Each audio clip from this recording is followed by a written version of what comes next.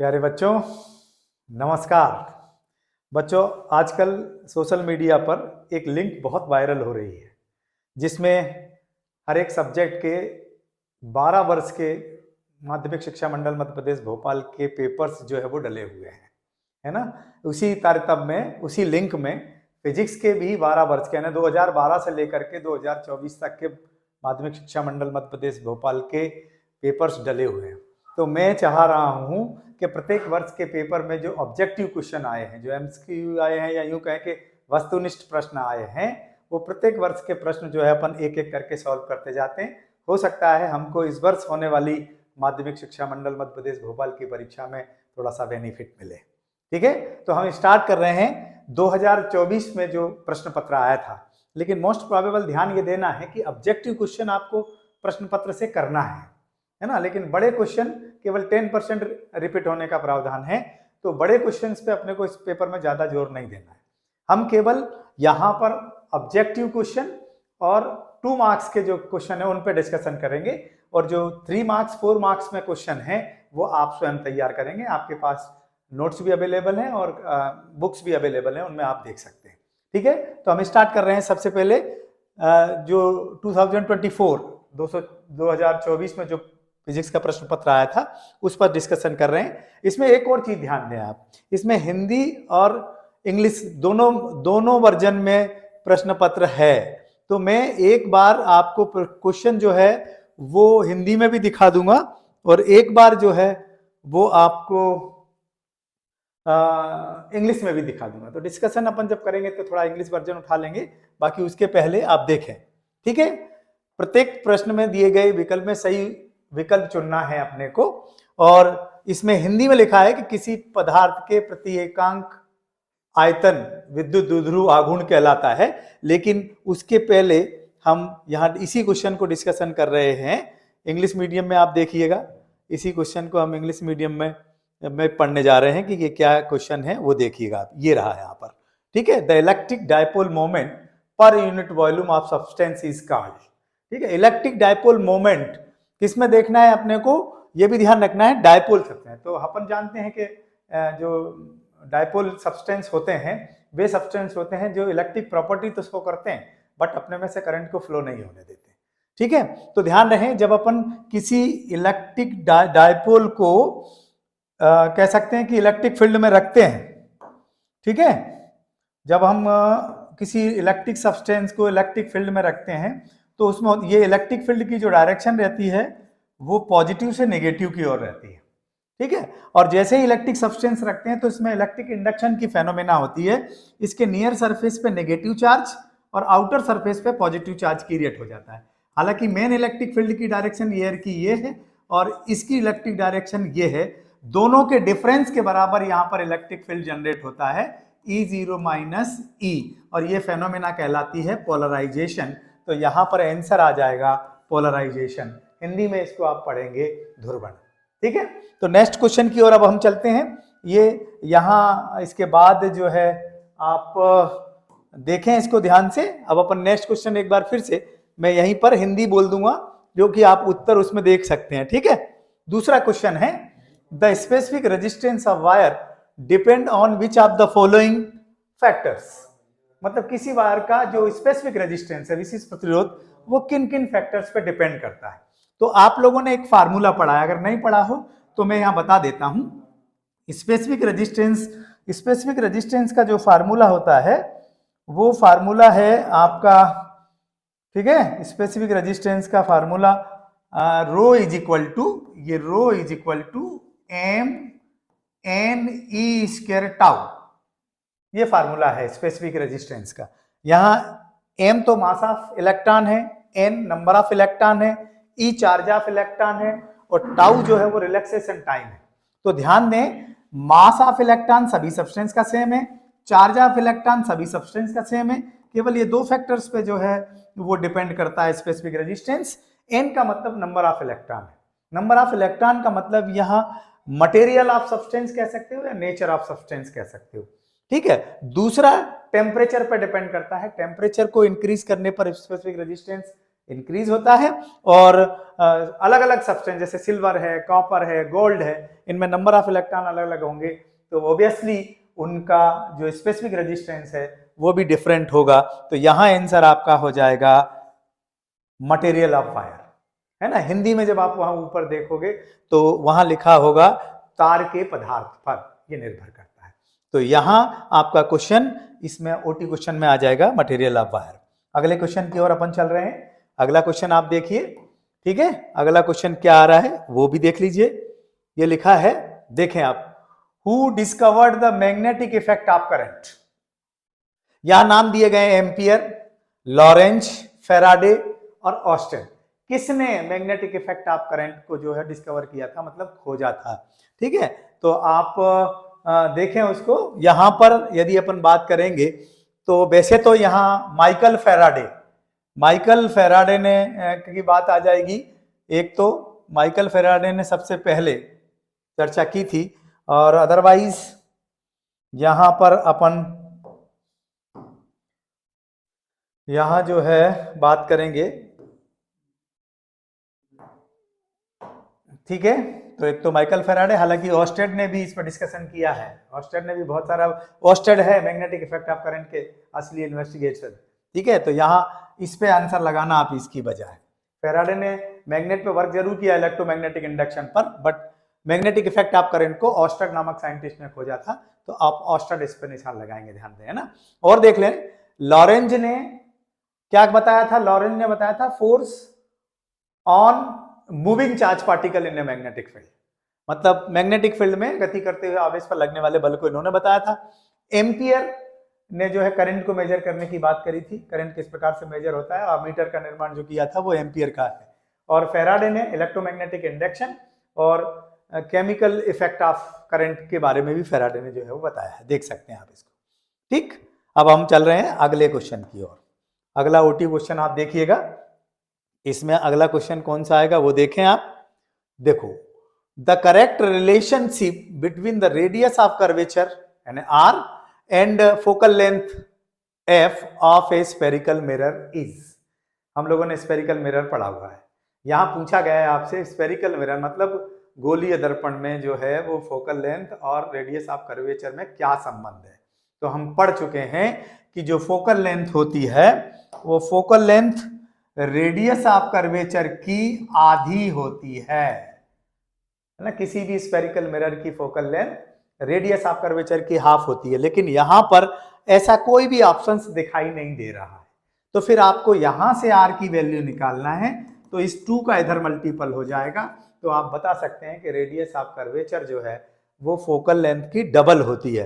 तो ये वाला रिलेशन है ना, यहाँ पर पहला वाला ऑब्जेक्टिव क्वेश्चन जो है वो आपका क्लियर हो जाएगा, ठीक है। इसी प्रकार से अब अगर आप अपने को अगला ऑब्जेक्टिव क्वेश्चन देखें तो क्या आंसर मिलता है वो देखिएगा आप ध्यान से, ठीक। ये 2024 का जो पेपर आया था उसके ओटी हैं। हम डेली एक एक पेपर को सॉल्व करेंगे और उनके ऑब्जेक्टिव क्वेश्चंस में जो भी उसके पैरेलल ऑब्जेक्टिव क्वेश्चन होंगे उन पर भी डिस्कशन करेंगे, ठीक। देखिए 1H3 2He3 atoms are example of which of the following concept, ठीक है। हम लोगों ने देखो यहां पर सब चीज लिखी है, पहले इसको देख लीजिए आप। आइसोटोप्स अपन उनको कहते हैं जिनके एटॉमिक नंबर सेम होते हैं, एटॉमिक मास डिफर होते हैं। आइसोटोन अपन उनको कहते हैं जिनमें नंबर ऑफ न्यूट्रॉन्स जो है वो सेम रहते हैं। आइसोबार अपन उनको कहते हैं जिनका एटॉमिक मास जो है वो सेम रहता है और एटॉमिक नंबर डिफरेंट होते हैं। रेडियो एक्टिविटी तो अपन वो कह दे सकते हैं कि किसी रेडियो एक्टिव सब्सटेंस से सक्सेसफुल इलेक्ट्रोमैग्नेटिक रेडिएशंस का इमिट होना, ये फेनोमेना रेडियो एक्टिविटी कहलाती है, जिसमें आप अल्फा बीटा गामा पार्टिकल आदि के बारे में आप लोग डिस्कशन करते हैं, ठीक है। तो यहां पर ध्यान क्या देना है, देखो इधर यहां पे दोनों में हाइड्रोजन में है ना, या हाइड्रोजन में और हीलियम में इनके मास सेम है। मास जिनके सेम, एटॉमिक मास सेम होते हैं वो कहलाते हैं आपके आइसोबार। तो यहां आंसर आ जाएगा आइसोबार। अगर ये इस प्रकार से होता 1H1 या 1H2, ये हाइड्रोजन है ये ड्यूटेरियम है, तो इनके एटॉमिक नंबर सेम थे, तो ये आपके आ जाते हैं इसमें आइसोटोप्स में। बट यहाँ एटॉमिक मास सेम है, तो यहां आंसर आ जाएगा आपका आइसोबार। ठीक है, हिंदी में बोलते हैं इसको समस्थानिक, इसको बोलते हैं संभारिक, है ना। इसमें आइसोटोन का मुझे ध्यान नहीं है, रेडियो एक्टिविटी कहा जाता है उनको दिमाग में। ठीक, आगे चलें, अगले क्वेश्चन को देखते हैं अपन। ठीक है, अगला क्वेश्चन क्या है वो देखें आप ध्यान से। ठीक है, क्या है अगला क्वेश्चन, ये देख लीजिए। In depletion layer of P N junction diode there are. भाई पीएन जंक्शन डायोड में हम लोग डिप्लेशन लेयर पढ़ते हैं, और हम बता दें कि डिप्लेशन लेयर जो होती है वो फॉरवर्ड बायस में डिक्रीज होती है और रिवर्स बायस में इंक्रीज होती है। और डिप्लेशन लेयर कब बनती है, जब हम पी टाइप और एन टाइप सेमीकंडक्टर को डॉप्ट करते हैं तो दोनों ओर के मेजॉरिटीज करंट कैरियर आकर के कोवेलेंट बॉन्ड बना लेते हैं और वो न्यूट्रल हो जाते हैं। तो वहां पर जो है डिप्लेशन लेयर में दोनों ओर केवल इमूवेबल आयंस रहते हैं। पी रीजन में वो नेगेटिव आयंस होते हैं और एन रीजन में जो है वो पॉजिटिव आयंस रहते हैं जो इमूवेबल रहते हैं, मतलब जो निश्चल रहते हैं, घूमते नहीं, चलते नहीं है।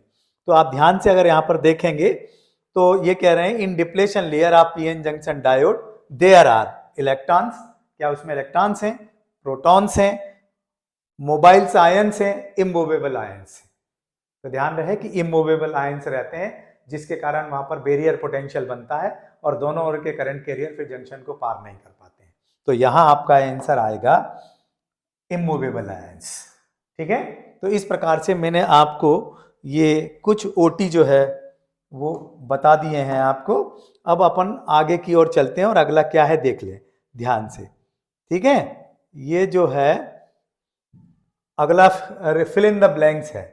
ये फिल इन द ब्लैंक्स आपको बताए जा रहे हैं, रिक्त स्थानों की पूर्ति करें। हिंदी मीडियम वाले बच्चे देख लें, अदरवाइज मैं कोशिश ये करूंगा कि हिंदी मीडियम के लिए अलग से बना देंगे। क्या है कि अभी अपन इंग्लिश मीडियम के लिए बना रहे हैं, अगली बार मैं बनाऊंगा तो वो हिंदी मीडियम का बना दूंगा, क्योंकि बार बार अप एंड डाउन करने पर मुझे जो है स्लाइड चलाना पड़ती है तो थोड़ा दिक्कत होती है। हिंदी मीडियम वाले भले ही पढ़ लें, उसके बाद फिर मैं जो है आगे इनका इंग्लिश वर्जन जो है वो बताऊंगा और उसके हिसाब से आपको काम करना पड़ेगा। ठीक है, ये देखिए, fill in the blanks with appropriate words and right. क्या है फिल इन द ब्लैंक्स, देखें आप ध्यान से। Potential on moving along the direction of electric field. Electric field की जो डायरेक्शन रहती है, इलेक्ट्रिक फील्ड की डायरेक्शन पॉजिटिव से नेगेटिव की ओर रहती है, हम ये जानते हैं। इलेक्ट्रिक फील्ड की डायरेक्शन पॉजिटिव टर्मिनल से नेगेटिव टर्मिनल की ओर होती है। ठीक है, और पोटेंशियल जो होता है इन बिहेवियर, पोटेंशियल हम कहते हैं amount of work done when a test charge bringing from infinity to any point of electric field. तो अगर इलेक्ट्रिक फील्ड की डायरेक्शन में अपन बढ़ेंगे तो इलेक्ट्रिक पोटेंशियल जो है वो इंक्रीज होगा, और इलेक्ट्रिक फील्ड की अपोजिट डायरेक्शन, इलेक्ट्रिक फील्ड की डायरेक्शन की ओर जाएंगे तो डिक्रीज होगा, और इलेक्ट्रिक फील्ड की अपोजिट डायरेक्शन में इधर से लेकर के आएंगे तो इंक्रीज होगा। यहां क्या कहा गया है, potential on moving along the direction of electric field, यानी इस तरफ पॉजिटिव से नेगेटिव की तरफ जाएंगे तो इलेक्ट्रिक पोटेंशियल जो है वो डिक्रीज होगा, और नेगेटिव से पॉजिटिव की ओर आएंगे तो इलेक्ट्रिक पोटेंशियल इंक्रीज होगा। ये ध्यान रखेंगे यहाँ पर।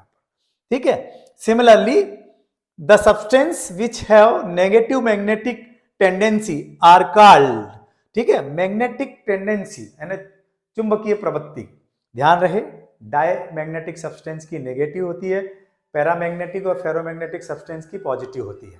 तो यहां पर इन्होंने टेंडेंसी पूछी जिसकी नेगेटिव होती है, तो यहां आंसर आ जाएगा आपका डायमैग्नेटिक सब्सटेंस, डायमैग्नेटिक सब्सटेंस। ठीक है, variable electric field produce, variable electric field कौन सा करंट प्रोड्यूस करता है, तो यहां लिख देना आप डिस्प्लेसमेंट करंट। डिस्प्लेसमेंट करंट जब इलेक्ट्रिक फील्ड में चेंज करते हैं कैपेसिटर के इलेक्ट्रिक फील्ड में तो इलेक्ट्रिक करंट प्रोड्यूस होता है। इलेक्ट्रोमैग्नेटिक वेव वाले चैप्टर में आप इसको देख सकते हैं। ठीक, similarly next, in reflective telescope a concave mirror is used as an. Actual में आपने कंपाउंड माइक्रोस्कोप और जो है टेलीस्कोप अगर देखे हो तो उनमें एक मिरर का यूज किया जाता है ताकि डिफरेंट और की लाइट को हम कॉलीमीटर के अंदर जो है वो सेंड कर सकें, भेज सकें, ताकि हाई इंटेंसिटी का जो है वो इमेज अपने को दिखाई दे। तो इसमें टेलीस्कोप में भी हम एक मिरर, कॉन्केव मिरर का एज ए रिफ्लेक्टर यूज करते हैं, तो यहां आ जाएगा एज एन ए, है ना, in a reflective telescope a concave mirror is used as an a, है ना, एन एक रिफ्लेक्टर, परावर्तक के रूप में यूज करते हैं, रिफ्लेक्टर के रूप में इसको यूज करते हैं, रिफ्लेक्टर, ठीक है ना। क्या दिमाग में रखना है आपको, हाई इंटेंसिटी को बढ़ाने के लिए अपन एज ए रिफ्लेक्टर, ठीक।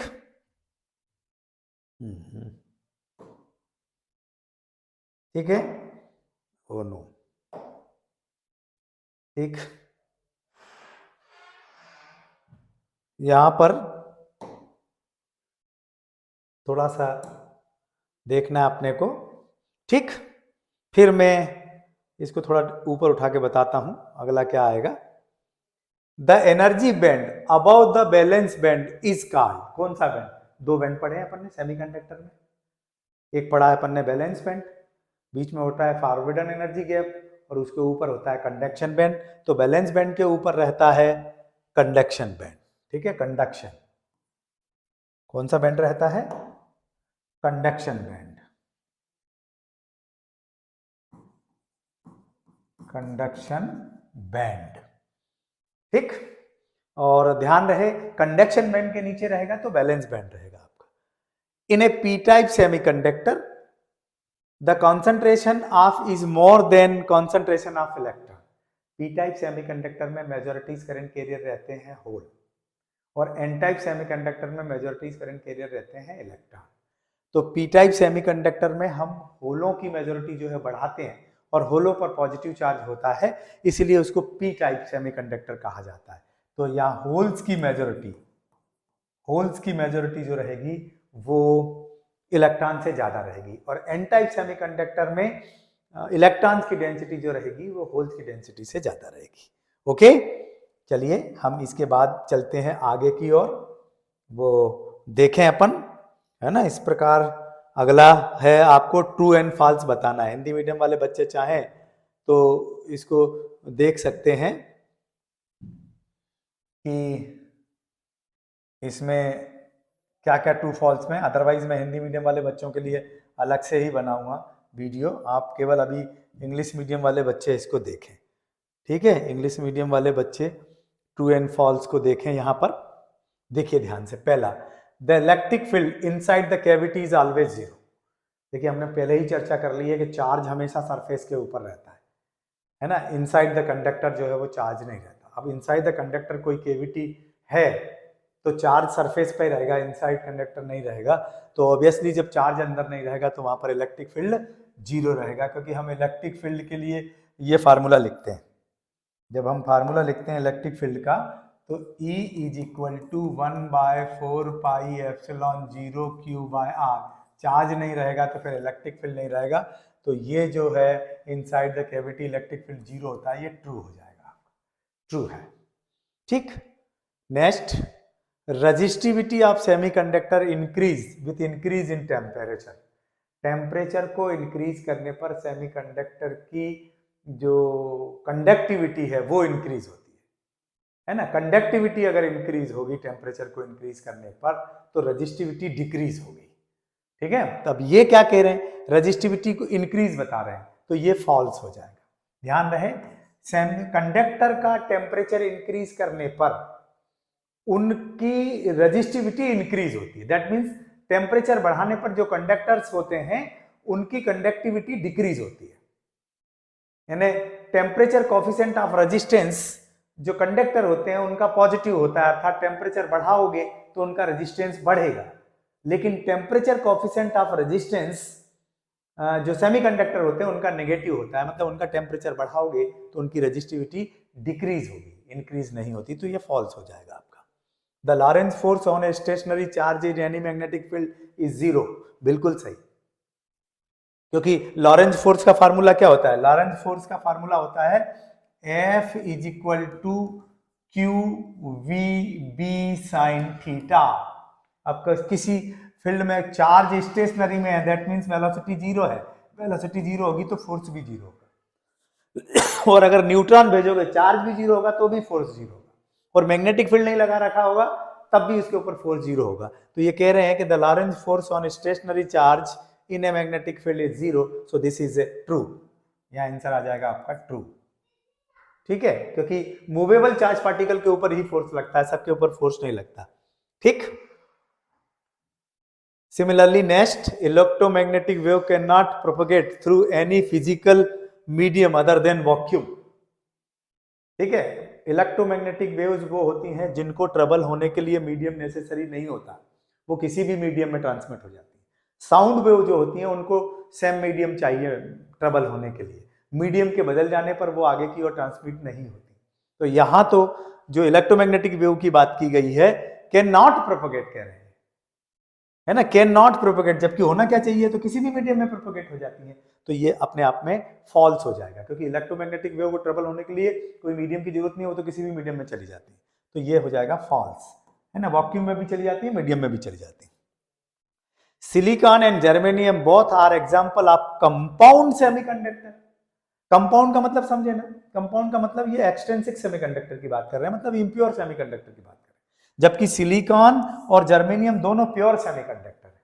तो ये कंपाउंड नहीं है, प्योर है, तो ये भी आपका हो जाएगा फॉल्स। ठीक है, सिमिलरली हम नेक्स्ट की ओर चलें, है ना, हम नेक्स्ट की ओर चल रहे हैं। क्या है नेक्स्ट, देखो ध्यान से।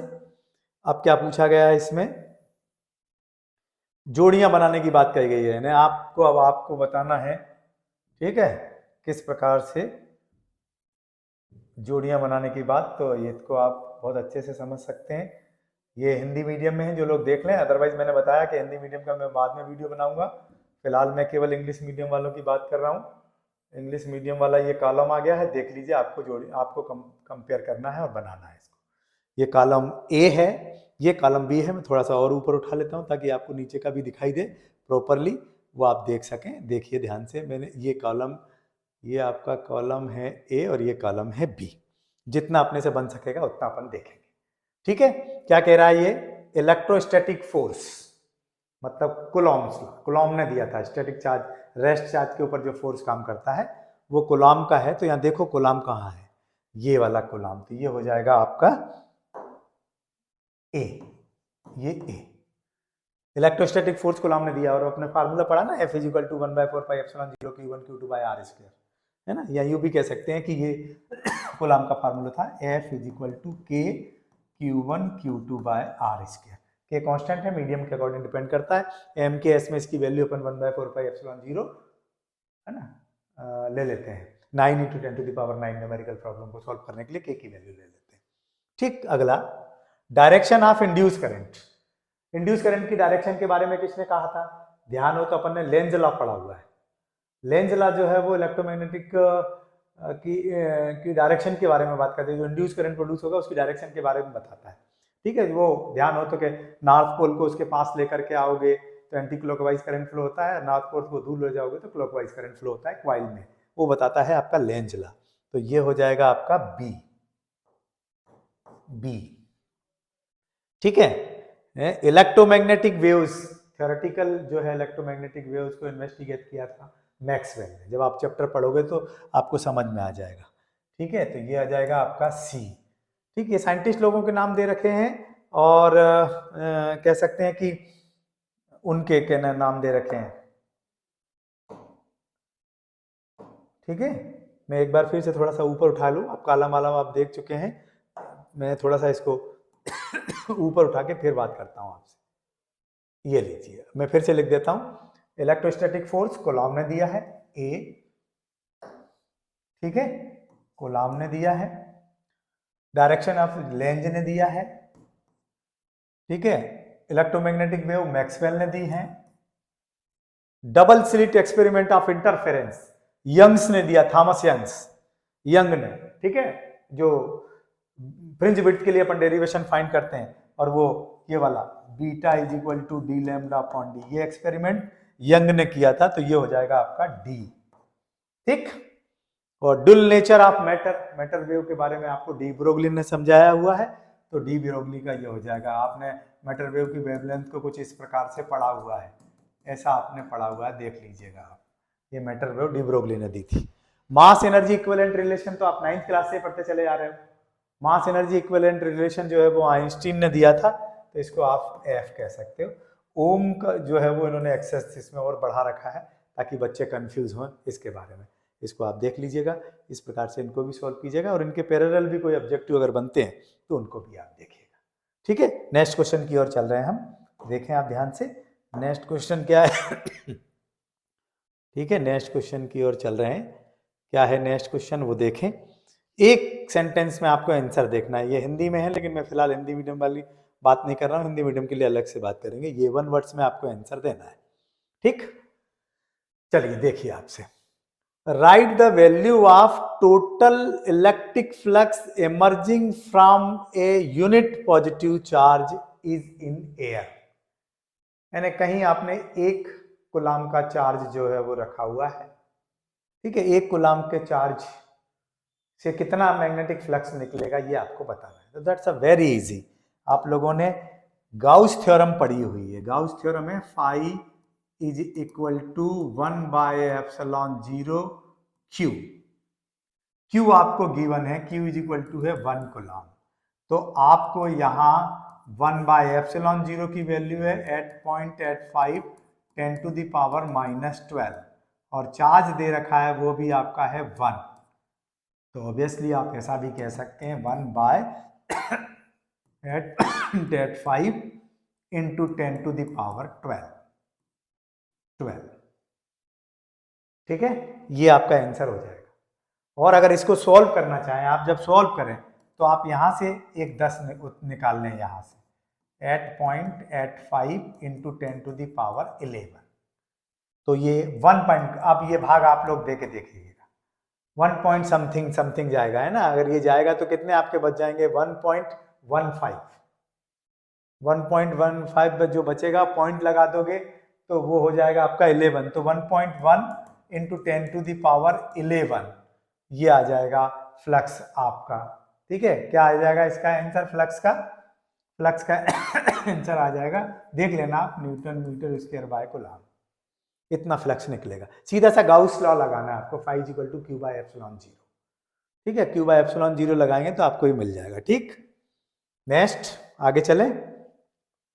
Right the name of instruments that measure current in an electric circuit. Electric circuit में करंट को कौन से इंस्ट्रूमेंट से मेजर किया जाता है? तो भैया यहाँ तो एमीटर आ जाएगा आपका, यहाँ तो एमीटर आ जाएगा, एमीटर से मेजर कर लेते हैं। लेकिन गैल्वेनोमीटर केवल इलेक्ट्रिक सर्किट में पता बताता है, मेजर नहीं करता। ध्यान रखना, गैल्वेनोमीटर से इलेक्ट्रिक सर्किट में करंट है ये पता चल जाता है, लेकिन मेजर करने का काम एमीटर करता है। ठीक, next, write the value of power factor for a pure resistive circuit. देखो ये अल्टरनेटिंग करंट से क्वेश्चन है। पावर का जो फार्मूला होता है वो होता है P average IRMS VRMS cos phi. इस cos फाई को पावर फैक्टर कहा जाता है। ठीक है, तो रेजिस्टिव सर्किट के लिए जो कॉस, हम एक बार फिर से देख लें, अपन ने जो कॉस फैक्टर की बात की, पावर फैक्टर की बात की है। अल्टरनेटिव सर्किट में पावर डिस्ट्रीब्यूशन का एक फार्मूला होता है, इसमें cos फाई को पावर फैक्टर कहा जाता है। ध्यान रखना, रेजिस्टिव सर्किट के लिए cos फाई 1 होता है, और इंडक्टिव और कैपेसिटिव सर्किट के लिए cos फाई पावर फैक्टर जो है वो 0 होता है।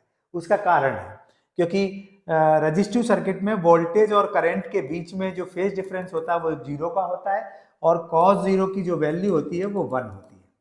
सिमिलरली इंडक्टिव और कैपेसिटिव सर्किट में पावर फैक्टर जो है वो 0 होता है, क्योंकि फेज डिफरेंस करंट और वोल्टेज के बीच में π/2 का होता है, और cos π/2 की वैल्यू जो होती है वो 0 होती है। तो यहाँ पे आपको लिखना है power factor in pure resistive circuit, आप लिख सकते हो 1, दैट मीन्स ऐसा भी लिख सकते हो आप। ठीक है, next, in which position the refracted रे inside the prism becomes parallel to the prism axis। हाँ, याद रखना भैया, ये मैंने 4 कंडीशन आपको बताई थी।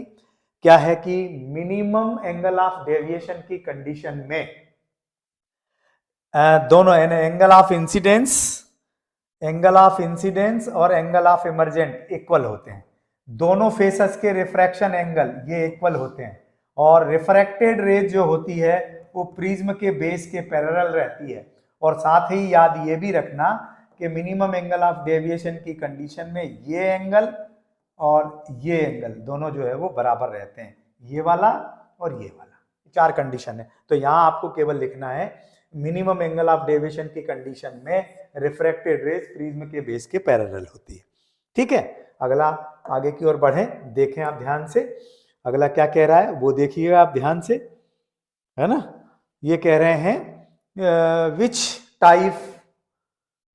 which type of extrinsic semiconductor is obtained when pure semiconductor is doped with the trivalent parent। बहुत ही बढ़िया बात है भैया। जब हम इम्प्योर यानी एक्सट्रिंसिक सेमीकंडक्टर बनाते हैं तो प्योर सेमीकंडक्टर मतलब जर्मेनियम सिलिकॉन में अगर ट्राइवेलेंट एलिमेंट डॉप्ट करते हैं तो पी टाइप सेमीकंडक्टर बनता है, और अगर 5 वैलेंसी वाला कोई कह सकते हैं एलिमेंट डॉप्ट करते हैं तो एन टाइप सेमीकंडक्टर बनता है। यहाँ ट्राइवेलेंट इंप्योरिटीज कही गई है तो ये सेमीकंडक्टर आपका हो जाएगा पी टाइप सेमीकंडक्टर। ठीक है, और अगर 5 वैलेंसी वाला मिलाते तो फिर ये हो जाता आपका एन टाइप सेमीकंडक्टर।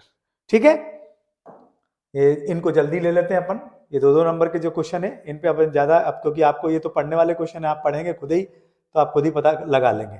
ठीक है पहला क्वेश्चन ये पूछ रहे हैं विद्युत रेखाओं की 2 विशेषता, right 2 characteristic of electric field lines. तो आप सभी जानते हैं, एक तो बता देना कि इलेक्ट्रिक फील्ड लाइन पॉजिटिव से स्टार्ट होकर इनफाइनाइट तक जाती है, या नेगेटिव चार्ज के कारण इनफाइनाइट से नेगेटिव चार्ज तक आती हैं, या पॉजिटिव चार्ज से स्टार्ट होकर नेगेटिव चार्ज तक जाती हैं। और आप बता सकते हो कि two electric lines of force does not intersect to each other, या ये भी कह सकते हो कि जो इलेक्ट्रिक लाइंस होती है वो इनसाइड द कंडक्टर नहीं रहती हैं। कोई से भी 2 एग्जाम्पल आप उसमें लिख देते हैं। Right 2 characteristic of equipotential surface. तो इक्विपोटेंशियल सरफेस के कोई से भी 2 कैरेक्टरिस्टिक आप लिख दीजिए कि इक्विपोटेंशियल सरफेस पे हर पॉइंट पर पोटेंशियल सेम रहता है। दूसरा बता सकते हो कि इक्विपोटेंशियल सरफेस पे चार्ज को एक पॉइंट से दूसरे पॉइंट तक ले जाने में कोई वर्क नहीं करना पड़ता, या 2 इक्विपोटेंशियल सरफेस एक दूसरे को इंटरसेक्ट नहीं करते, ये भी आप बता सकते हो। ठीक है ना। अब नेक्स्ट अगला देख लीजिए जल्दी से। ठीक है, क्या कह रहा है ये देखिए आप ऐसे इसको ध्यान से। अगला आपका है ये लो, write 2 difference between self induction and mutual inductance. बहुत ही इजी पेपर आया था लास्ट ईयर। सेल्फ इंडक्टेंस में 1 कॉइल का यूज होता है, म्यूचुअल इंडक्टेंस में 2 कॉइल का यूज होता है। सेल्फ इंडक्टेंस में उसी में करंट फ्लो करते हैं, मेन करंट, उसी में इंड्यूस करंट प्रोड्यूस होता है। इसमें मेन करंट प्राइमरी में फ्लो होता है और इंड्यूस करंट सेकेंडरी में प्रोड्यूस होता है। ठीक है, ये भी आप देख सकते हैं। ठीक, और इसके और में पूछा है right 2 difference between step up transformer and step down transformer. ये भी आप लोग जानते हैं।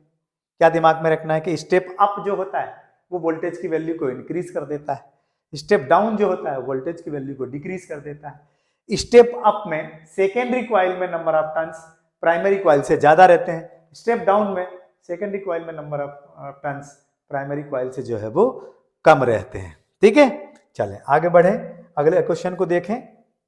अगला क्वेश्चन देखिए आप, है ना, क्या है अगला क्वेश्चन वो देखें आप ध्यान से, फिर मैं इसको भी एक्सप्लेन कर देता हूं। ये लो, write the statement and mathematical form of Ampere circular law. क्या कहते हैं, the line integration of magnetic field is equal to the mu 0 times of current flow in it. ये है एम्पियर सर्कुलर लॉ का mathematical terms, integration b into D L is equal to mu 0 I। ठीक, और write the statement and mathematical form of Gauss law for a magnetism. देखो electric में तो आपने Gauss law पढ़ा हुआ है कि किसी चार्ज सरफेस से पास आउट होने वाला मैग्नेटिक फ्लक्स उसमें प्रेजेंट चार्ज का 1/ε0 टाइम्स होता है, क्योंकि जो इलेक्ट्रिक लाइंस हैं वो ओपन कर्व बनाती हैं, बट मैग्नेटिक लाइंस जो होती हैं क्लोज कर्व बनाती हैं। नॉर्थ से एमिट होती है मैग्नेट के बाहर और साउथ पे क्लोज होती हैं, और मैग्नेट के अंदर साउथ से नॉर्थ की ओर चलती हैं। तो ये जो है स्टेटमेंट इनके लिए हो जाएगा B into D A, sorry D A is equal to 0, यानी किसी मैग्नेट से पास आउट होने वाला मैग्नेटिक फ्लक्स जो है वो 0 होता है। ये फाई इज इक्वल टू भी कह सकते हो आप। ठीक है, तो ये आपका वो स्टेटमेंट हो जाएगा, है ना। आगे अपन चलते हैं, आगे की ओर चलें, देखें कौन सा क्वेश्चन अब आ रहा है। 2 नंबर के क्वेश्चन मैं सॉल्व करूंगा, बाकी आप लोग करेंगे खुद ही। ठीक है, चलिए। ये लिखा है which waves are also called heat waves. ठीक है, in which effect do this waves play an important role in maintaining the average temperature on earth. देखिए, सन से इलेक्ट्रोमैग्नेटिक वेव्स आ रही हैं, जिसमें आपकी गामा रेज भी हैं, एक्स रेज भी हैं, अल्ट्रावायलेट भी हैं, विजिबल भी हैं, इंफ्रारेड भी हैं, माइक्रोवेव भी हैं और रेडियो वेव्स भी हैं।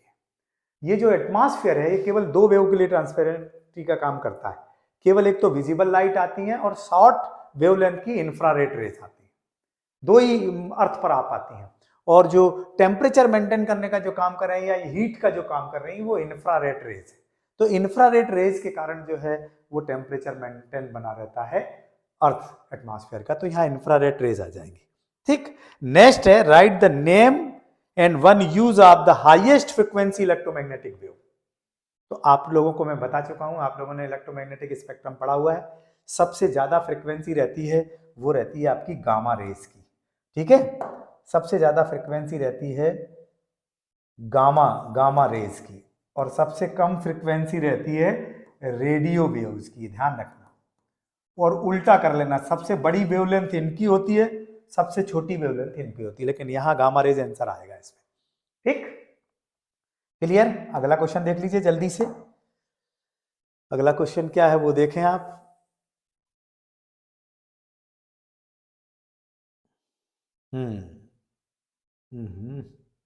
ठीक है, देखिए अगला क्वेश्चन क्या है, इसको देखें अपन धीरे से। ये रहा। ठीक है, क्या कह रहे हैं, if the lower half of the reflecting surface of concave mirror is covered with an opaque material, what will it have one the image formed by the mirror of an object placed in front of the mirror, right? है ना। देखिए भैया, इन्होंने क्या किया है, इन्होंने ऐसा एक मिरर लिया है और उस मिरर का आधा भाग ढक दिया है। ठीक है जैसे ये वाला भाग उन्होंने ढक दिया है। ध्यान रहे, आपने ढक दिया लेकिन यहाँ इमेज बन जाएगी, इस प्रकार से ऐसी इमेज बन जाती है। उसको ढकने से ऐसा कुछ नहीं होता।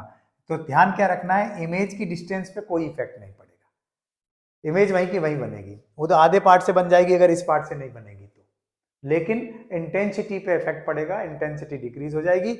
और इंटेंसिटी को कैलकुलेट करने के लिए फिर आपको इस वाले फार्मूले का इस्तेमाल करना पड़ेगा, directly proportional to a square होता है, बाद में आपको करना पड़ेगा। तो ये a/2 स्क्वायर करके माइनस करके इंटेंसिटी आप कैलकुलेट कर लेंगे।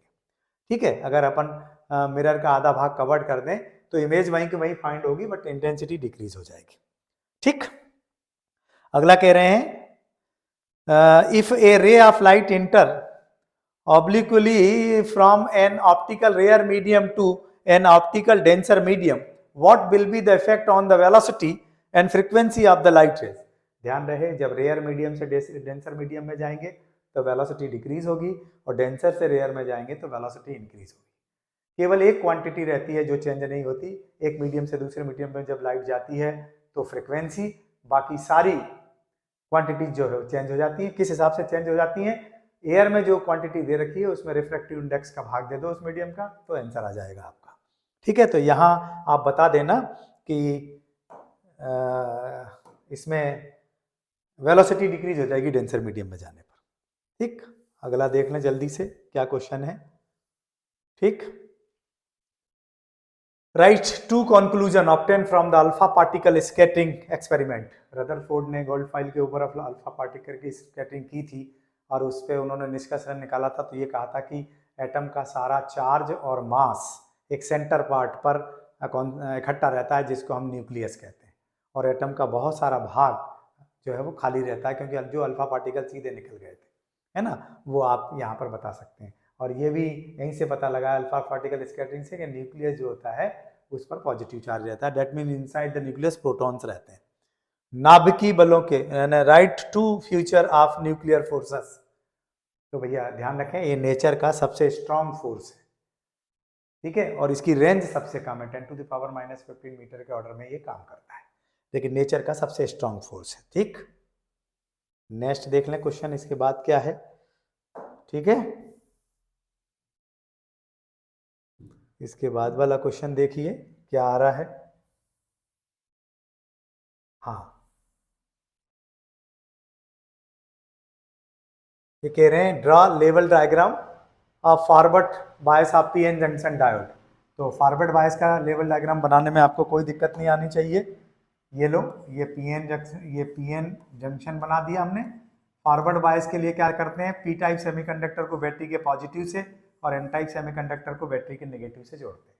ये फॉरवर्ड बायस का लेवल डायग्राम है। रिवर्स बायस का अगर बनाना चाहें तो इसका उल्टा कर देना, पी टाइप सेमीकंडक्टर को बैटरी के नेगेटिव से और एन टाइप सेमीकंडक्टर को बैटरी के पॉजिटिव से जोड़ते हैं, तो रिवर्स बायस आपका बन जाएगा। ठीक, और उसके बाद उन्होंने draw level circuit diagram of half wave rectifier. Half wave rectifier का सर्किट डायग्राम मैं यहाँ बना देता हूँ। इसमें अपन क्या करते हैं, एक स्टेप डाउन ट्रांसफार्मर जो है वो यूज करते हैं।